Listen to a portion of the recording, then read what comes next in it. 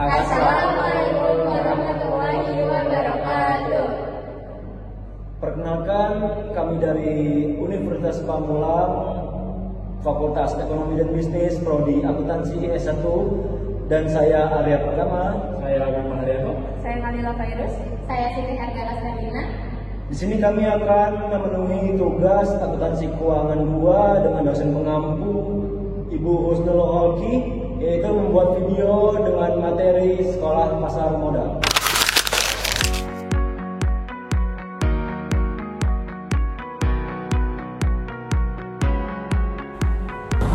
Baik, langsung saja kita masuk ke dalam materinya, yaitu pasar modal Indonesia untuk kita. Di sini saya menjelaskan apa itu investasi. Investasi adalah aktivitas menanamkan dana atau aset ke dalam suatu instrumen dengan harapan memperoleh keuntungan di masa mendatang.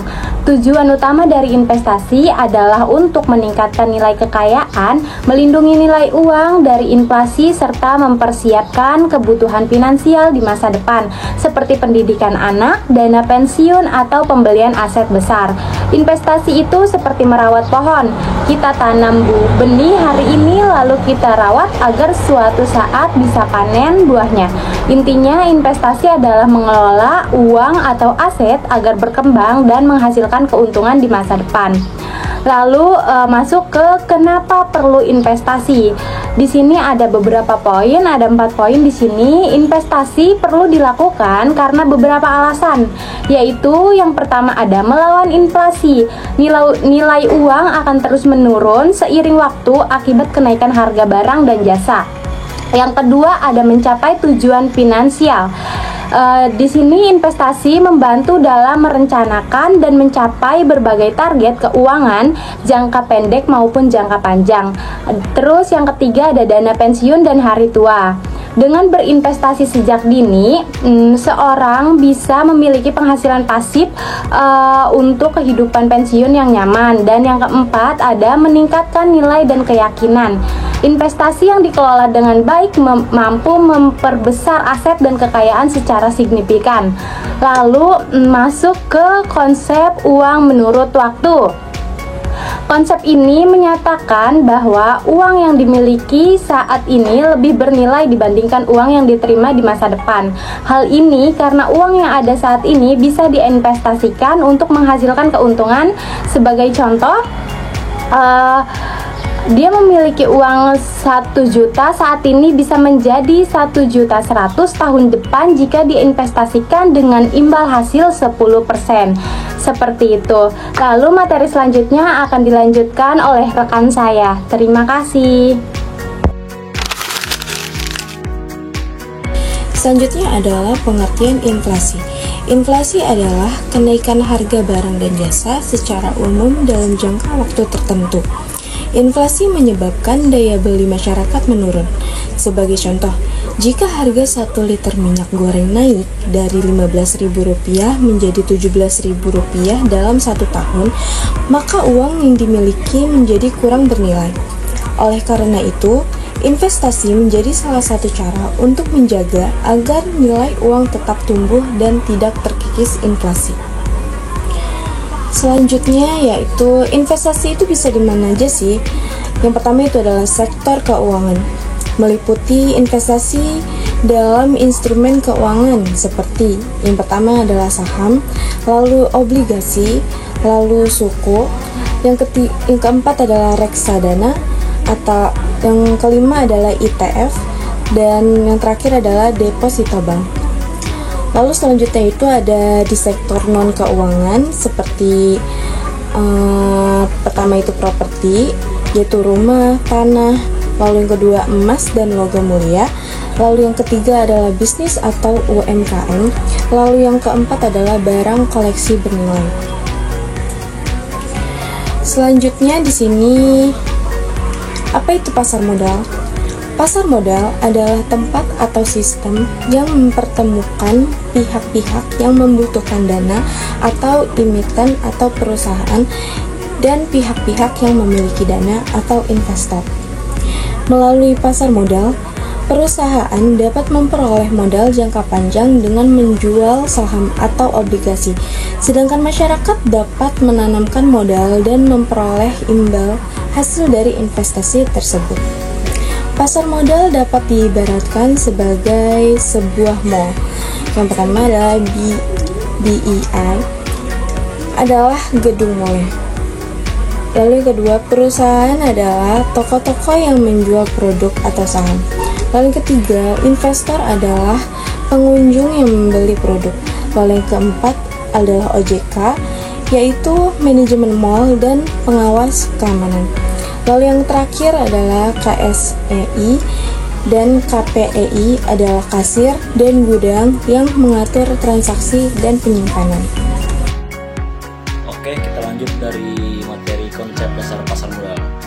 Pasar modal menyediakan sarana perdagangan efek seperti saham, obligasi. Fungsi utama pasar modal adalah menyediakan pendanaan jangka panjang bagi perusahaan, menjadi sarana investasi masyarakat, menunjang pertumbuhan ekonomi nasional, menyediakan transparansi dan efisiensi informasi investasi. Selanjutnya ada produk pasar modal, yaitu produk yang diperdagangkan di pasar modal antara lain. Pertama, saham atau bukti kepemilikan atas perusahaan. Yang kedua ada obligasi, surat utang jangka panjang yang diterbitkan oleh perusahaan atau pemerintah. Selanjutnya ada suku, surat utang berbasis syariah tanpa bunga ataupun riba juga.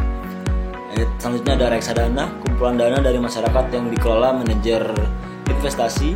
Selanjutnya ada ETF, Exchange Traded Fund, produk investasi yang mirip reksadana namun diperdagangkan seperti saham di bursa. Investasi itu bisa di mana aja sih? Investasi bisa di dua tempat, yaitu investasi di sektor keuangan ataupun investasi di sektor non-keuangan. Investasi di sektor keuangan itu meliputi investasi dalam instrumen keuangan seperti saham, obligasi, suku, reksadana, ETF, dan deposito bank. Sedangkan investasi di sektor non-keuangan meliputi aset nyata dan usaha langsung, sepertinya properti, rumah, tanah, mobil, dan sebagainya, emas dan logam mulia, bisnis, ataupun UMKM. Selanjutnya ada barang koleksi bernilai seperti barang-barang yang antik-antik yang masih banyak, yang masih tinggi harganya. Terima kasih. Oke, di sini ada struktur pasar modal. Yang pertama ada OJK ya, OJK atau Otoritas Jasa Keuangan. Nah, lembaga yang mengatur dan mengawasi kegiatan pasar modal serta melindungi kepentingan investor. Yang kedua ada KPEI, Clearing Penjaminan Efek Indonesia, lembaga yang menjamin penyelesaian transaksi. Yang ketiga ada BEI atau Bursa Efek Indonesia, tempat resmi perdagangan saham dan efek lainnya. Yang keempat ada KSEI, Kustodian Sentral Efek Indonesia, lembaga penyimpanan dan administrasi efek secara elektronik. Apa sih itu saham dan keuntungannya?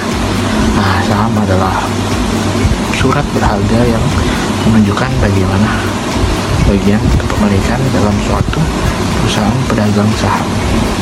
Nah, memiliki hak atas kegiatan sebagai keuntungan perusahaan dan hak surat dalam merapat untuk pemegang saham. Yang pertama ada dividen, nah pembagian keuntungan perusahaan.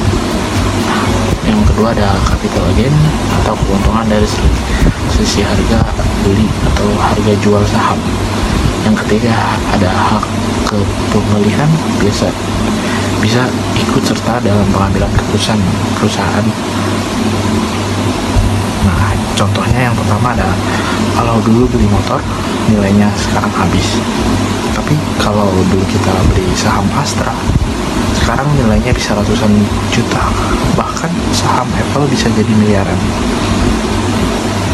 Yang kedua ada seorang investor membeli saham di PT Astra misalnya, nah, dengan harga 2.000 per saham. Nah, setahun kemudian harga saham naik menjadi 2.800 dan perusahaan membagikan dividen 100 perak per saham.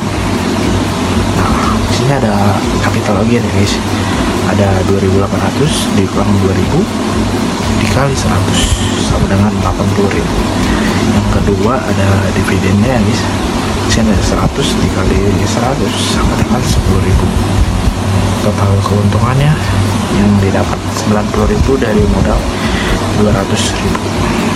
Sini yang selanjutnya ada mengapa sih investasi saham?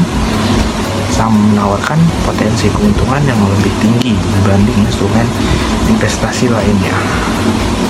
Keunggulannya bisa dimulai dengan modal kecil, mulai mudah dibeli dan dijual, banyak pilihan perusahaan, cocok untuk jangka panjang. Selanjutnya ada indeks saham. Indeks saham adalah indikator statistik yang mencerminkan pergerakan harga sekelompok saham di pasar modal.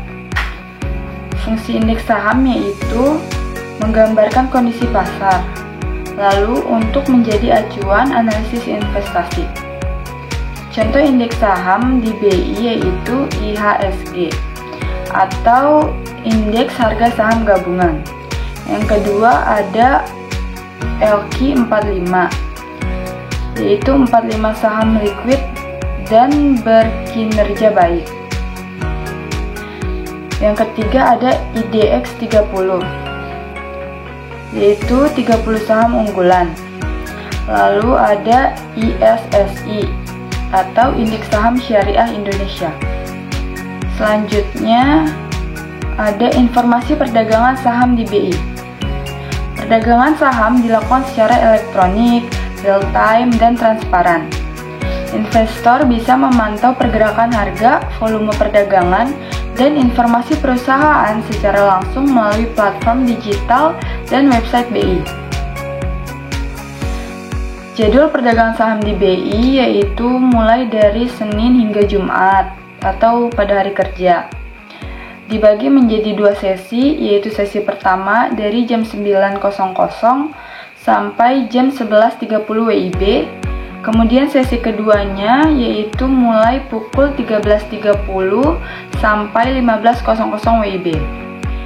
Perdagangan ditutup pada hari libur nasional dan hari-hari tertentu yang diumumkan BI. Selanjutnya ada perlindungan investor di pasar modal.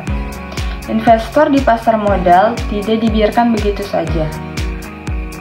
Investor dilindungi oleh berbagai regulasi dan sistem pengawasan seperti pengawasan oleh OJK, kemudian pemisahan dana investor dari dana sekuritas, lalu adanya sistem clearing dan kustodian, yang terakhir ada dana perlindungan pemodal atau Investor Protection Fund. Rekening dana nasabah. Rekening dana nasabah adalah rekening atas nama investor di bank yang digunakan khusus untuk menyimpan dana yang akan digunakan dalam transaksi pasar modal. Rekening dana nasabah bisa dari rekening pribadi dan tidak bisa disalahgunakan oleh pihak lain termasuk sekuritas. Fasilitas akses KSEI. Akses acuan kepemilikan sekuritas adalah fasilitas daring dari KSEI yang memungkinkan investor untuk memantau secara langsung portofolio investasinya, riwayat transaksi, dan kepemilikan efek. Akses meningkatkan transparansi dan keamanan bagi investor. Waspada penipuan investasi. Masyarakat harus berhati-hati terhadap tawaran investasi yang menjanjikan keuntungan besar dalam waktu singkat. Ciri-ciri investasi bodong. 1. Tidak terdaftar di OJK. 2. Imbang hasil tidak masuk akal. 3. Tidak transparan. 4. Menggunakan skema ponzi. Tips aman agar tidak terkena penipuan investasi. Selalu cek legalitas penyedia investasi di www.ojk.go.id dan jangan tergiur janji keuntungan tinggi tanpa resiko.